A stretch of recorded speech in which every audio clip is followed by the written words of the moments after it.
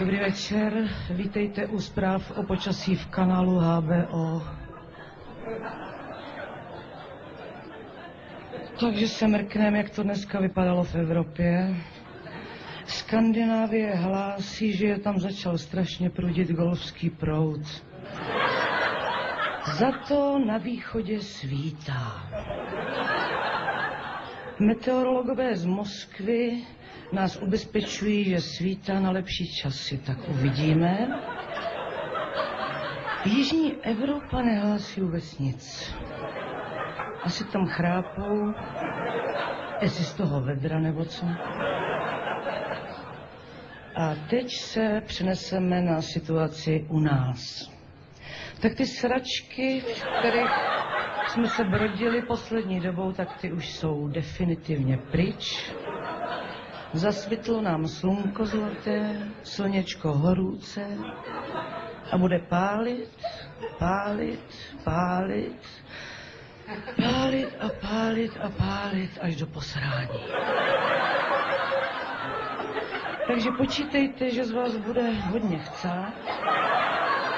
Místy se vyskytnou zapařeniny, sem tam opruzeniny a ojediněle se mohou vyskytovat i vlci.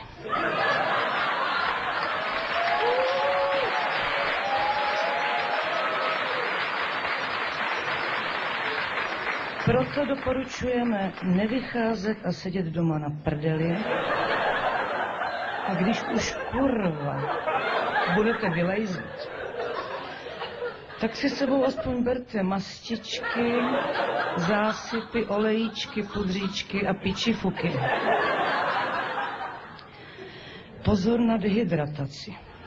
V těchto horkých dnech hrozí velké nebezpečí dehydratace a lékaři proto radí v těchto dnech hodně chlastat. Povětrnostní podmínky. Tak povětrnostní podmínky budou strašný. Větor už nepověje ej od Buchlova, za to bude fičet pěkný severák, teplouš. Bude foukat o rychlosti zhruba pendolína a bude foukat zejména pod sukně.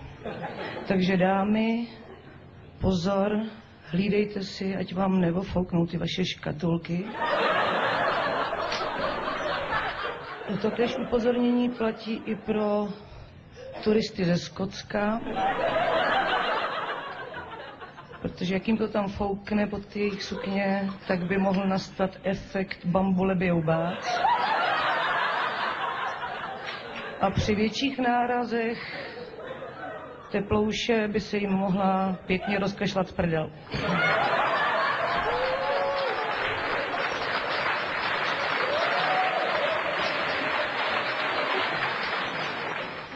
Tak to by bylo z počasí z kanálu HBO pro dnešek vše.